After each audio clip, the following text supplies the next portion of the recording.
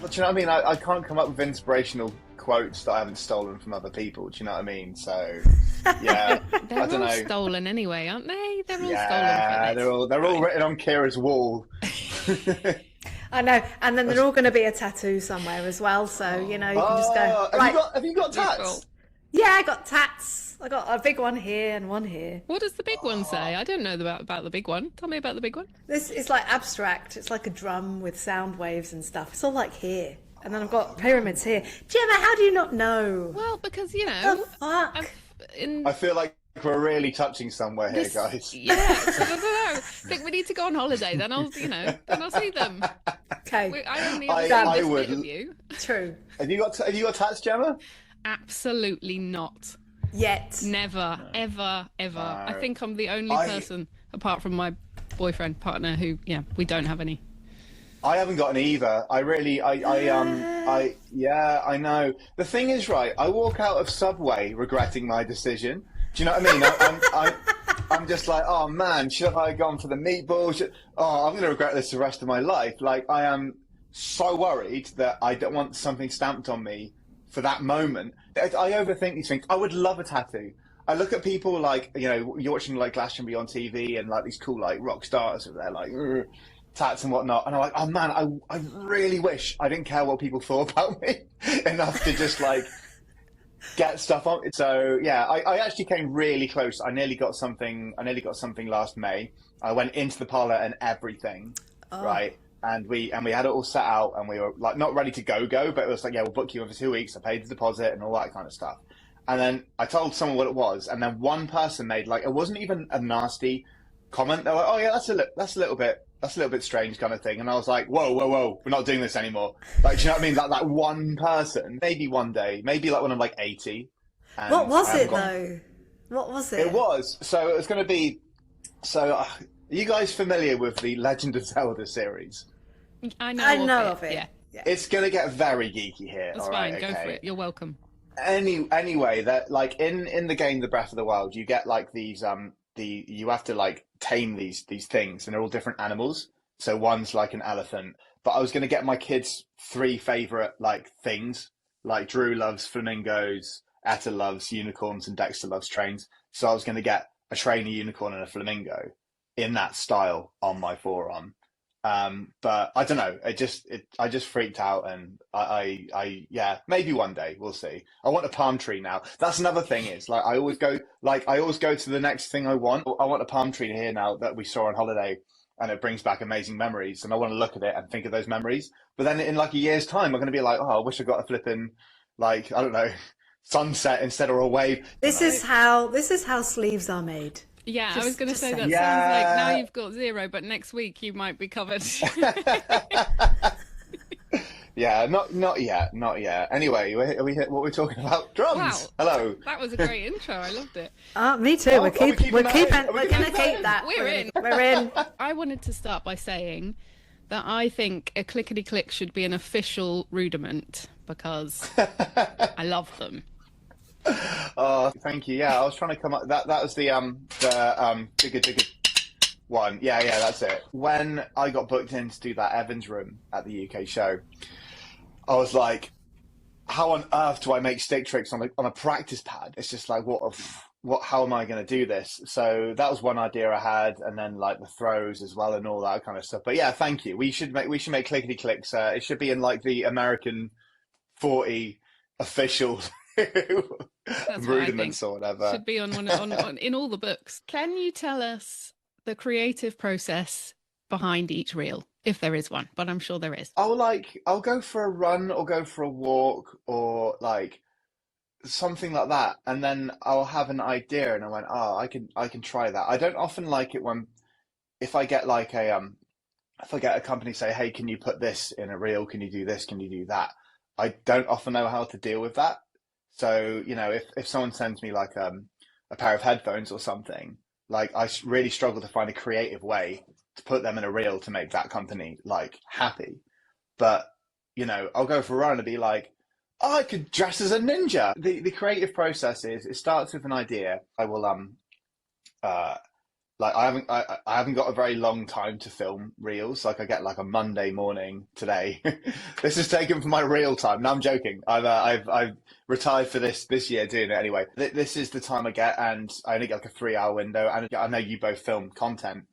You know how insanely stressful it is when you can't get a good take of something, and you get worse and worse. You start getting sweaty. You start looking at the time and you think, okay, I'll edit this afternoon rather than edit this morning and all that kind of stuff. That trick I did that got 163 million views on Instagram, that took me like 20 minutes to record. I had the idea for a while and I've been practicing it for a while, but I just pressed record and went, I don't know, chugga chugga chugga chugga, boom, like, and all that kind of stuck it up, 5 million views on TikTok overnight. And then it, blew up on Instagram as well. I try not to overthink stuff because we all know, I don't like to use the word algorithm because sometimes it is just your content that doesn't hit. It's not the algorithm's fault. I don't like to think that though. I like to think it's all the algorithm's fault and my ideas are amazing. But yeah, sometimes they don't hit and it's like, oh man, I put a week of thinking and into that. And it's kind of like the same with like releasing a reel as well. I used to make a reel on Monday. And then I was like, right, I'm going to put it out on Friday. And you're there like, come on. This many views. And it's like, so now I just do it and then put it out straight away and just like, try not to overthink it. If I don't get all the comments or likes I want or whatever, it's not the end of the world, really. Do you feel now that there's like a pressure with numbers? I do, yeah. And I actually said this in Kira's amazing group the other day that I guested it. I feel like we need to be more lenient with new drummers in terms of them worrying about likes and views and all that kind of stuff. Because it's easy for us to say, oh, well, I was a kid, we didn't have to worry about likes, we didn't have to worry about views and all that. It's because we literally, there was nothing there to do that. We could practice behind closed doors and we had all the time in the world, really. Whereas like new drummers these days, yeah, they've got the technology, they can watch videos, they can my first metronome was just like this massive great big thing that I carried around my backpack. You couldn't hear it, but you get metronomes everywhere these days. Alexa does metronomes for you now. It's great. On top of that, you can't just be an insane drummer. You have to be an insane drummer that has a decent following for people to sort of pay attention. So I think that's like an added stress, which I can't imagine. We'll talk about this in a bit, but like, I've got my teaching business. I've got the stuff that brings in income that's got like nothing to do with social media, but it's still drumming. So I'm lucky to have that. Like, touch wood. If it all went away tomorrow, like all the crazy Instagram, TikTok stuff, I would still be a drum teacher. I'll still have my business. I'll still have my students. If you're starting out, that's another pressure. You got to feel like, oh man, I need to get the likes. I need to get the follows. So drum companies or whoever, bands, do you know what I mean? They need to have that following so they can book festivals and festivals to go, oh yeah, they've got 20k followers, that's great, let's stick them in. I assume that's how it works anyway. I've been dead for the music industry for like 10 years now, but that's how I assume it works. So going back to that post that exploded, what was your reaction? How did you feel? Were you immediately excited? Were you anxious? I want to know the details. At the time, it's like, oh man, this is blown up. This is really cool. But then it does get a bit scary. Like, and I think it's quite good that we're drummers because we'll never hit the level of fame that like other YouTubers get or whatever. Like, yeah, you do get the odd like Ellis Pitario, like everyone knows who he is and he handles that like incredibly well. Whereas like for me, I know in a million years I'll never get spotted in the street or whatever. I got a DM off of Lad Bible. And they were like, oh, we want to put it in our socials. And I was like, oh, hang on a minute. That's probably a little bit too much for me, But so I said, yeah, okay, let's just see what happens. But actually, it was the Lad Bible group. So they put it in their like little Facebook. Not to say little, there's like 100,000 followers. And it went up there and it did well. But like, I don't really use Facebook that much. And I did get some pretty horrible comments on it. But at the same time, I just didn't read them because I'm not on Facebook that much. So. And how do you feel about, I don't know, if someone's kind of copying your idea or have you come across that and how does that feel? I do see people like do exactly what I do and I don't like to use the word credit because I shouldn't be accredited to that stuff. But I know where you got that, dude. And, it's clearly from me. And, that is fine. Rodney Mullen, he's a skateboarder. He kind of invented he didn't invent them, but he really progressed with the freestyle stick tricks, land tricks on skateboard, which everyone still does, but no one has to credit him for it. I'm not putting myself at the same level as him. I feel like with drums, there is nothing original anymore, like nothing. That wobbly stick trick thing, I said that I took that from a Carl Palmer clinic. He did it on a ride cymbal, and I went, I'm putting that in the groove. And I'm not crediting Carl Palmer every time I do that trick. Some people go like, Carl Palmer did that. And I'm like, well, yeah, I know. When you do see people like full on copying it, and like up until this point, again, touch wood, none of them have blown up to that level yet. And I feel like now that whenever someone does someone very, very similar to me, chances are the person that sees that reel would have already seen mine and go like, oh, cool, we got it from Tom. It is frustrating. I cannot not admit that. When it's, especially when it does start going well and people are like, oh, wow, where'd you get that idea from? You can't, you can't invent things on drums anymore. I don't think you can anyway. We can keep trying. I'll keep trying. How do you deal with the frustration there then? For anyone who's, how are you, like, if someone's in a similar situation on socials and they feel like, oh, that's my thing, or they feel like they've decided on this niche or whatever it is, have you got any, I don't know, any steps that you take to try and not feel as frustrated and try and just see the bigger picture? Yeah. First of all, you've got to be humbled at the fact that someone has actually taken your idea and, put it out there themselves. Like I said, you can't patent an idea on the drums. I wish I could. Oh man. Oh, I'd be rich. I just find that if I see someone doing exactly what I do and I get frustrated by it, I just kind of unfollow that person. I don't read the comments anymore. And if I follow that person, unless they kind of follow back, I will unfollow or whatever. Sometimes I can't deal seeing that. Do you know what I mean? Like, oh, you taking my idea and all that kind of stuff. But you got to be an adult about it as well. Like, we're not kids. Oh, you stole my idea. I don't want to be that person. So we all sometimes feel a bit hurt or a bit frustrated or, even jealousy sometimes. Like, if I do see someone doing really well off something that I've done, it's like, oh man, what's happened? What have I done wrong? And or whatever. But it's it's not life or death, is it? It's just at the end of the day, it is just social media. And luckily, no money's involved. I remember I got really frustrated with and this is a completely different thing. It doesn't happen anymore. Instagram's put a stop to it, but they'll put my videos out without crediting me. And, and this one particular video got 30 million views. And I wasn't credited at all. And I was naive at that point. I was like, wow, you're making all this money off me. And then having spent 2 years in the Instagram bubble, knowing there's absolutely no income whatsoever off of reels, I was like, oh no, it's fine. You have that, mate. Don't worry about it. Where you say you don't read the comments anymore, can I ask you at what point that changed and what happened? Kieran knows, because I said this in the group the other day. I called someone a bellend, and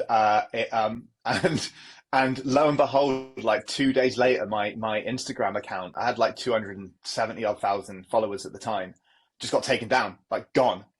And I was what do I do? What do I do? What do I do? What have I done? Kind of thing. And I immediately thought it might be that. So I was like, I don't know what to do.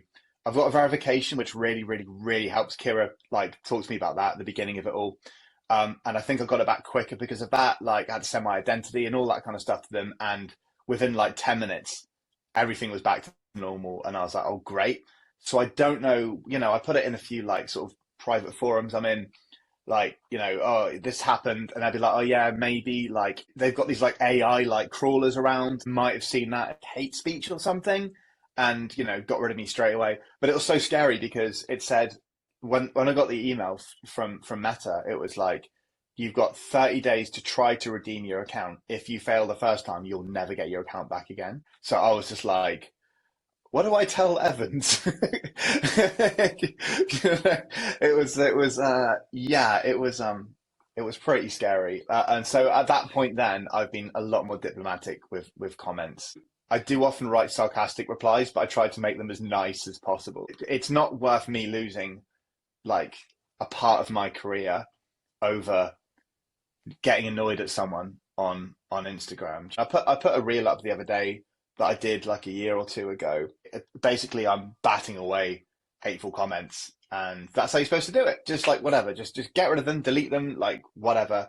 But again, like I'll come back to this again, that we are all human. We all feel feelings, and we all see red sometimes. And sometimes it's really easily done to comment. But it's when those comments turn into conversation, and this person, like usually what I do is someone will say, "Oh, you're rubbish," or whatever, and I'm like, I'm a human, right? And they'll be like, "Yeah, human that's rubbish," and I'm like, "All right, fine. There's no changing your opinion. You're not taking my feeling into account. I'm not going to bother with this anymore. Delete the conversation." And sometimes that winds them up even more because they see a comment and they're like, "Oh, hang on a minute. Where's that comment gone? Oh no, he's deleted the thread, and it's like, haha, take that." So yeah, at the end of the day, like, they always say it, like, you got to weed your own garden. You just got to be, just be diplomatic these days. Well, I never knew that about Instagram. You can't call anyone a bellend, so there you go. Well, I mean, to be fair, I don't know whether or not that was, like, it just happened, that's the first time I've ever used like language like that. Like, I try my very best not to swear. And if I do, like, I'll put like asterisks in it or whatever. I see like people use racial slurs and like awful things on Instagram, and they've still got their accounts, so I don't know whether I was like massively unlucky or have you ever said the word bellend in your podcast? I'm usually the one that is very good at never saying anything naughty, so I did sort of put that in just for Kira. Level it up a bit. Yeah, so I don't know, like, that is, for me, that's what it was. Well, I'm a bit scared now because I'm swearing all over the shop, but that I don't type it, I guess, or I try not to. Anyway, just think it at people. I just think it. You're a yeah. Moving on. You're a dad. Can you tell us about your family setup, please? Yeah, of course. So I have 3 kids. Dexter, who is 10, year 6 at school, and we have twin girls, Etta and Drew. They are 6. So Dexter was born with a very rare condition called Wagger syndrome, which it's quite complicated. It is a genetic thing, even though he didn't get it from like what we assume our genetics, because we had like tests and all that kind of stuff before we had the girls. We were worried that we were carrying something. He is amazing. He is absolutely incredible, but obviously that makes things like a little bit more difficult. Just to talk a little bit about Wagger syndrome, because no one knows what it is. I think like just over 1,000 people in the world have it, or something like that. It's very, very rare. He is incredibly special. The different letters of Wagger formulate different like things that could happen to the child as a result of it. So like the W is Wilms tumor. When he was younger, he was like 40 to just over 40% likely to develop cancer, which is a Wilms tumor. And we had to go for a scan every 3 months. And I cannot tell you how scary that scan was every single 3 months. We are incredibly lucky. We came out on the other side of it. He still is at risk from it, but not nearly as much as he was under the age of I think it was 8 or something like that.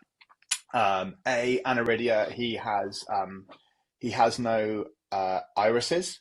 So he is visually impaired. So he's just got these black, really cool eyes, basically, without any color in them. Genitalia, yeah, they can develop problems with their genitals and stuff. And the R is relapse and developmental delay. So he is pretty developmentally delayed. My twins are like past his learning now. He is an absolute like superhuman. He can read so well. But the girls, they're at that level now of understanding and all that kind of stuff as well. So yeah, that he's developmentally delayed, and on top of that, he has autism as well. So yeah, he's like a top trump in bad things to happen to a kid. But yeah, he's amazing. He does so well. it's hard for the girls as well, I think. But when we first found out we were having twins, I was just like, oh my goodness, what on earth happened here? This is going to be so stressful. But actually, them having each other is really nice. Like they don't often show it. They are the best mates. Um, Most of the time. They understand that Dexter needs his space and he needs to he needs to do his own thing. So often they won't, they'll interact with him. Do you know what I mean? But not like on a level they'll play with him a lot. And so we're really quite lucky they have each other. What does his care look like day to day? We have to do a lot of things for him. I still dress him every day and help him out with like stuff at the end of the day. And he has a one-to-one TA at school. He is at a mainstream school. He's at a mainstream school at the minute. And this school are just like incredible. They are so happy to help him with everything he needs. I don't want to go into too much detail or act like it's a bad thing or anything, because it's not. It's fine. Yeah, he needs a lot of care, and he will continue to need a lot of care. That is one thing that I struggle with the most, is like, who's going to look after him when I'm gone? Like, do you know what I mean? This is getting really morbid and really dark. We're talking about a very, very long time. He needs caring for, he needs a safe space, he needs a safe person.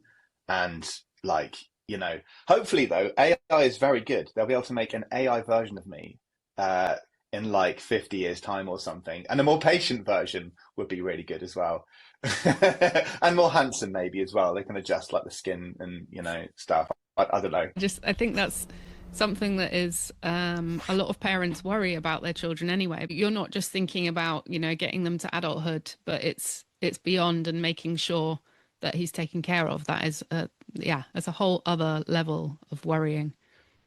Yeah, it is. That is the thing that keeps me up at night. Like what I've learned to deal with, or try to deal with, is like when we first found out he was like 3 months old, maybe, when we first found out. So we got on it early, and that your world just like collapses. I wasn't young when I had him. I was like 30. You're always a young parent, aren't you? Because you don't, for your first one, because you don't know what you're doing. You're like, what the hell do I do with this like screaming baby? And you're like, okay, it'll get better. It's fine. It'll get easier. Everyone says it gets easier. And then you get the news and you're like, okay, this isn't going to get any easier in the long run. And then, I spent like a good few months, like grieving about like, oh, he'll never ride a bike. I'll never be able to take him to football. I don't even like football. Like, what the hell was I thinking? But like, it's all these things that like you're told a kid should be able to do, and all these memories you think you're going to make. And then I just sort of slapped myself and I went, how about you wait to the day he can't ride a bike to worry about that? And so I'm trying my very hardest to like embrace the moments we have now, rather than be like, oh, the future, the future, the future, the future. If you worry too much about the future, you just don't enjoy the present.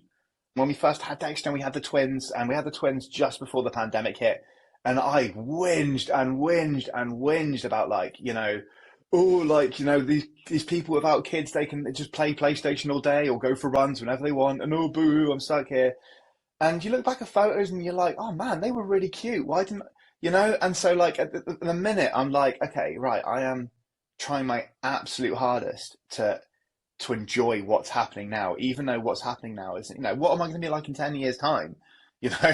Like I don't want to look back in 10 years time, 10 years ago, and be like, all I did was complain. All I did was worry about it. When actually, like what I've got, I'm very lucky to have what I've got. I think that's a lovely attitude, and I definitely was with you with the whinging in COVID, because I was like, bored? You're bored, are you? Oh, I don't even know what boredom is, okay? My dad was like, oh, I'm so lonely. I'm like, I'd love to feel that. Just 20 minutes of being lonely would have been the best thing. Yes! Yeah, exactly. Oh, you're all by yourself, poor you. Like, you know what I mean? But like, oh man, it's so tough. And the social media really didn't help. We live on a farm, so we've got loads of space. And they were like, oh, it must have been fine for you. You've got all this space. And it's like, what, for 3 months old? Oh, we're not going to stick them down the garden and go, have fun. They couldn't even hold their heads up. I think, they're about 6 months old when the pandemic hit. And we were like, they were going to nursery. And, we were just getting into that round of like, we still weren't sleeping, but the night feeds were like depleting a little bit.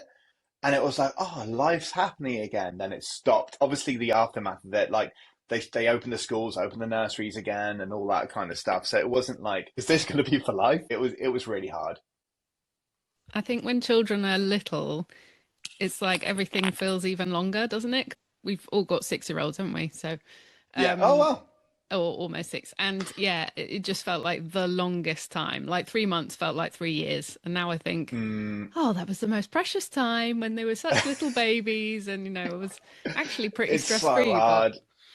I was going to ask about support for you. You've got such a busy family life, by the sounds of it. How best can your friends or, people support you? Or Yeah, we are again incredibly lucky. We live on a farm. Paula's mum and dad's farm. They're not farmers. They just own a farm, and it was like holiday cottages. When I moved back down to Cornwall, I was like, we need to find a place to live. What should we do? And they said, oh, well, how about we charge you rent and you live in one of our cottages. And then Paula's brother had the same idea. Paula's other brother had the same idea. So basically, we live on this like Hills Have Eyes-esque like farm with all the families here. So we've got this big old family unit here, and we've got like cottages dotted around the farm that Paula's like family live at, including her mum and dad. Everyone is there for us. Do you know what I mean? It's not like 24 hour, but it's like, go over and see Nanny, or like Nanny will come over and help and all that kind of stuff. And that's how it's always been. You meet other parents in the same situation, and it's like, oh wow, you've got no support. You live in a different country, and you completely sympathize with them and be like, oh wow, okay, like we are incredibly unlucky in a way, but also like very lucky, and it's also like, how much love this kid gets. It's just insane. Like everyone loves him. I'm not just saying this because I'm his dad. He can be, not great at times, as we all can be. Again, sorry, Dexter, if you listen to this in 10 years' time. But it's yin yang, isn't it? It's yin yang. It's what it is. Some terrible things happen, some good things happen. and so, how does being an influencer fit in with family life? Um, I wouldn't call myself. First of all, I wouldn't call myself an influencer. All right, I can't influence my kids to eat green things. All right, so that doesn't. I haven't got a hope in hell of influencing, whatever. I've got to be. I am definitely on my phone too much as a result of it. So I've got to be really careful to stay out. And I'm not like, I'm trying. Phone goes down when the kids are talking to me and all that kind of stuff, which is what they deserve, obviously. When things are pinging, or like you put something out and you want to check it, the kids, they're all too young to understand like what it is I do. They'll see videos of me, but like it's not at a point yet when their friends are like, oh, I saw your dad do this on Instagram or whatever. So at the moment, doing what I do, I try and make my content when they're in school. I'll never, go away on a weekend to do it or anything like that. I'll always make sure I've set the time aside when they're busy doing other things, like school, for instance. So I don't think it affects my life at all now I think about it. I was going to ask you if you think that realistically, for men and women, can we have it all? Can we have a family and career? Yeah, I do think you can, but you've got to make sacrifices. I feel like really career-driven people often just don't like want kids, and like it's 100% like respectable. I'm not very good at allocating time for things. Like I just take things as they come. Um, that's just the way like my brain works. I didn't want to be away gigging every single Friday or every single Saturday at all, because bedtime is a really difficult routine for me and my wife, because Dexter takes a long time to to get him into bed, and then we've got twins on top of that. Do you know what I mean? So me being like, right, off to do my dream thing now, bye, at like 6 p.m. on a Friday, like I just don't think it's very fair. So it's like, okay, right, I'm all right at teaching. Let's try and make it a 9 to 5. So I managed to like bring in enough to be like, okay, I don't have to gig anymore. I'm not saying people that go out and gig every weekend are bad parents or whatever. We all do what we need to do. you know, and I guess a lot of other people don't have the same situation of us. You know, when the kids get older, they put themselves to bed, they, you know, all that kind of stuff, you know, but we will probably never have that luxury. So it's okay, I've got to not be away at night, you know, and also it's like a guilt thing as well. Like I feel so bad, like, because I do, you know, every now and then I do the odd dep gig. I'll say, hey, I've got, you know, Paul, I've got this gig in like 2 months' time, like it pays this amount of money. Is that cool? And it's like, yeah, absolutely fine. Then it gets to it, and it's like, right, bye everyone, like, you know, and it's just like, oh man, you feel so bad leaving that that environment behind, you know, and it is easier, you know, like the girls are easier, but it's still not easy. That leads on perfectly too. Can you tell us about your online drum school? Oh wow, I can talk about that. Yeah. Yeah. No, because you set up something like similar, Kira. I didn't want to like think that I nicked your idea or like and all that kind of stuff. No, my God, there's room here for everyone, man. Yeah, I know. It's a big old world. It's a big old world, but I still I overthink and I worry and all that. Like I don't know, I think I've got like undiagnosed stuff going on in my head. I took one of those online ADHD courses and like basically broke the internet. It's like we are sending an ambulance to the house right now. Do you feel like if you do well at school, all right at school, like they don't pick up on things that you might have? They're just like, oh, Tom's fine, he gets the grades or whatever. So I first of all, I wasn't expected to be asked about it, and I haven't really voiced it out loud yet to people, like what it is I'm doing. So first of all, when is it going to be available? It is going to be available in January. Who is your kind of ideal audience? People like me, people without much time. It's going to make people feel good about drumming. It's going to be short snippets of things so people can have time to do it. It's going to be practice pad based, but it's not just going to be practice pad lessons. I know like a million people have done that. This is how you play a paradiddle. Let's you know, work through these drills, whatever. And have you thought of a way of kind of keeping people motivated? Is there like a process that's there set up for that? What I'm going to do is I'm going to do practice pad workouts that are very similar to aerobic classes. So it's going to be simple exercises, but to music basically, and they're going to be like 2 to 3 minute long lessons once a week. I think I'll start off by once every 2 weeks, and this is exclusive, by the way. You've got the exclusive. Yeah, it's all about having like a community, like building a community of drummers, and then we'll do like a monthly Zoom call that's not going to be called the Circle. It's not going to be the square either, right? Is that no? Yeah, the Octagon, right, will be open for everyone. The Octagon will be open for everyone as a part of it. You know, the sort of chat and all that kind of stuff. But yeah, that's all I've got for the minute. Like I said, like I've got next week off before the kids finish school, and that's going to be my like, let's see if this works. Right, and the question that everyone wants to know: are you going to be teaching clickety clicks? I will be teaching clickety clicks. Don't you worry about that. There will be a whole course on stick tricks, and we will involve them in the exercises. That sounds amazing. I'm in. Simon, give me the link, man. Well, we'll yeah, like I say, one thing at a time. It's just an idea, and you know, we'll see. I've got a few interest in it and all that kind of stuff, but we'll see how we get on. Oh, Can I say something that maybe this is just says more about me than anyone else, but where you have this also with the Circle, like having a group kind of lesson, and you can think, oh, that's really nice, everyone interacts and it's a group, and on the other side of that, some people find that very frightening. How do you both deal with that? Well, I guess you could just do oh, hang on. Yeah, there we go. That's how you deal with that. Like you don't need to see me anymore. It's that simple. It's that simple. Just mute yourself and just get involved and watch what everyone else is doing, I guess. Hang on, I just turned it back on. There we are. Yeah, I'd say the same. So, listener, yeah, Tom just exited so he couldn't see his screen. I think you can choose how much you want to show of yourself, in my opinion. And some people really thrive off the community and people egging you on, and other people just, it's enough to know that there's support there if they need it, but it's not compulsory. You know, it's not like you must attend every class, and if you don't, you get told off. It's like the vibe is you come as you are, and if you participate as much as you feel comfortable to. Yeah, it was great. Like when I joined your class last week, Kira, it was wonderful. Like no one was there like with their sticks like ready to go.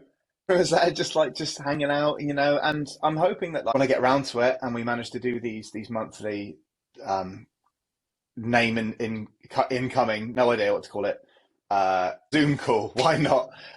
So when we get to do it, like it doesn't have to just be drumming. Obviously it'll be drumming bass, that's what people will be paying for. I have people in here every single day and parents and stuff, and we'll spend the first few minutes talking about like life, you know. We'll talk about like films we've seen, and I'll ask the kid what computer games he's playing, or like, you know, whatever, what have you done this week? I played rugby, I did this, I did that, you know. And it's like, okay, and that really sets the mood, doesn't it? Yes, you have paid to come here, but at the same time, we're all still humans and just need to interact and have that kind of like that thing. Rather than sit down, paradiddles, go. It just doesn't work like that. I'm not saying I'm an amazing teacher, but I do get on with everyone. Whether that's me being insecure and wanting everyone to like me or whatever, I will always find something to talk about with, you know, and I like a lot of drum teachers don't do this, is they often don't really want the parents in the room for drum lessons, whereas like I'm the complete opposite. I'm like, please bring your parent in. I haven't spoken to an adult in days, you know, like, and it's like, you know, like a safeguarding thing and all that. I don't need to relay to the parents what the kid needs to practice. That they never text and go, oh, what does he need to do this week? I'm like, well, you're in the room, you tell me. You know, so it actually makes my job so much easier. And, you know, just having like a family in here is really nice sometimes. It gets a bit cozy, but like brothers and sisters come in and watch and sitting on the lesson and all that kind of stuff, you know. So I just feel that that's what drumming needs. That's what anything needs, is just like everyone relaxed, you know. We're here to enjoy ourselves and do a little bit of learning as well. Do you feel like being a parent has helped you be a better teacher? Oh yeah, 100%, especially a special needs parent. Like, you know, I am so much more patient, you know, with kids. I'm not saying that I was awful to kids with additional needs prior to becoming a parent, you know, but like it was hard to understand, and it was difficult for me to communicate. I don't want to be talking to them like a child when they can understand me. It's one of those things. So, you know, before like having like Dexter, you know, I would be really worried about like, oh my God, am I speaking to this kid like the way he or she wants to be spoken to? Or the parents, because as a special needs parent, you've got like, you know, I'm constantly hovering around Dexter. I hope he doesn't run away, or hope he doesn't do this, hope he doesn't say something confusing. He'll never say something horrible, but he'll say something that like no one understands apart from me. I want the parent to feel at ease as well. But now it's just like, you know, you're just another person in here. I'm going to talk to you as best as I can, you know, and also like patience as well. I guess it makes you a way better teacher as well, because you talk to a neurotypical child, and often you explain something and they'll get it. Whereas a child with additional needs, it's like a maze in front of you. Here is how that child to get there, and there's all these different routes to get that child there, you know. So it's finding I've got like a million different ways to explain a quarter note groove, is what I'm saying.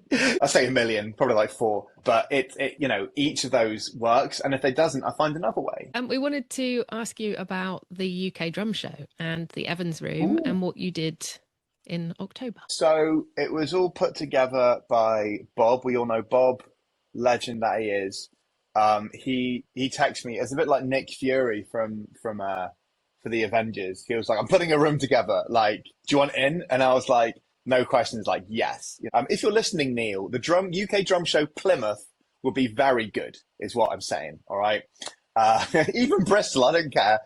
Anyways, UK Drum Show, yeah. So Bob phoned me up, amazing human Bob is, and said, I'm putting this room together with Evans, and he was like, it's going to be on practice pads, and I'll admit I was disappointed at first.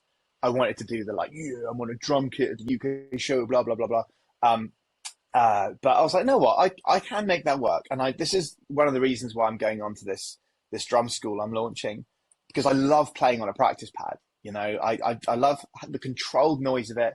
I love the feel of it, and I think everyone else will too. Going back to being a parent, I cannot get behind the drum kit enough to practice to be able to put on a good enough performance at the UK Drum Show. I just set up a practice pad in my living room. Every time someone asked for something from there, I'd walk in, diggly, diggly, diggly, diggly, go and grab it, go back. So with Dexter, he loves music. They all do, but Dexter loves it. It's like how he first learned to speak and all that kind of stuff. He's got this thing about bouncing. So he got this massive trampoline in the garden, and we both bounce up and down. He won't do anything without me like that. So we both bounce up together and we listen to music, and it's really fun, and I get a bit of a workout. And if it's raining, like it is at the minute, we've got a little trampoline that goes in our living room, and I've got the Evans pad set up with the DB1 cymbals, and we'll put on songs and I'll drum along to it, and he just bounces up and down this trampoline, because of the way he is. I'm the healthiest I've ever been on drums. I'm practicing every single day, but I'm just not playing on a kit. And so that's what I did. I'll take him down to the stream, which isn't far from here, with a practice pad, and he'll sit there and he'll throw stones in the stream and talk to me, and I'll play on my practice pad, So I got loads of practice in over the summer,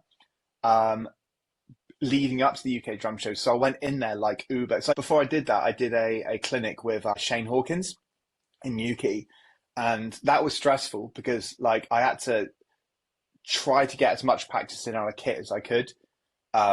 And that was really, really difficult to do. So a lot of it was my head, and it didn't go as smoothly as I wanted, like some of the fills or, some of the things I talked about. Whereas I went into that, I was nervous. Obviously I was really nervous when I went in there. And especially when we sold out, I was like, wow, that's great. I mean, there was only 20 people, but it was still a full packed room, And I went in there 100% knew what I was doing. All the muscle memory was there, because I've been doing it all summer on a practice pad, and because I'm a parent, I could get away with that, rather than disappearing to my studio for hours on end trying to practice. It was really nice to be at the show. Again, the first time I went was a couple of years ago. I didn't know what to expect, and it was all a little bit too much, the whole thing. And I didn't know anyone either. I knew you from Instagram. I knew Adam from Evans just by chatting on WhatsApp or whatever. But then I met people there, and then, do the Instagram thing. I started to build a bigger following, and more companies reach out, and you meet so many amazing people through these companies and whatnot. But they're all still just DMs. They're all just still they're in your phone, and they're not human interactions. But then you go to the UK show and you're like, oh wow, this is why I do this. You meet people and you interact with them, and they're not just binary on your phone. And it sounds so cheesy, but I really have made lifelong friends doing the UK Drum Show, meeting up with people, chatting to them, and apparently it went well. Everyone seemed to enjoy it.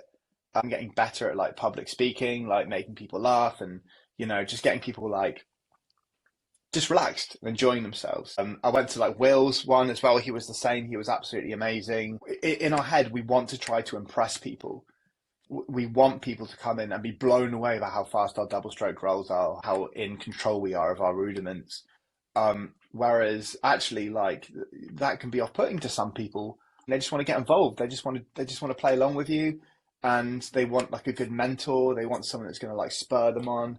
And that's kind of what I'm aiming for now. I do still want super fast paradiddles, don't get me wrong, so I'm practicing that.